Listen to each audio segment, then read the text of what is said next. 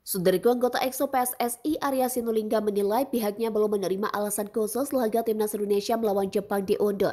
Pertandingan lanjutan kualifikasi Piala Dunia 2026 zona Asia tersebut awalnya digelar pada 14 November. Namun Federasi Sepak Bola Jepang atau JFA memberikan pernyataan bahwa pertandingan akhirnya diundur satu hari.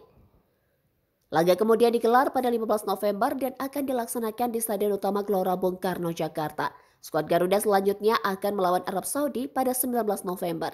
Arya Sinulinga menjelaskan PSSI hanya menerima hasil keputusan tersebut. Dia juga tidak bisa memastikan alasan khusus laga tersebut akhirnya diundur. Sebagai tuan rumah, Indonesia siap menggelar pertandingan melawan Jepang dengan maksimal. Sejauh ini, keputusan mundurnya laga melawan Jepang tidak merugikan Indonesia. Kondisi ini membuat PSSI tidak mengajukan keberatan atas keputusan tersebut. Pasalnya, pertandingan tetap akan digelar di Indonesia. Sebelumnya, rilis JFA pada 2 September lalu memang tidak memberikan alasan terkait mundurnya jadwal.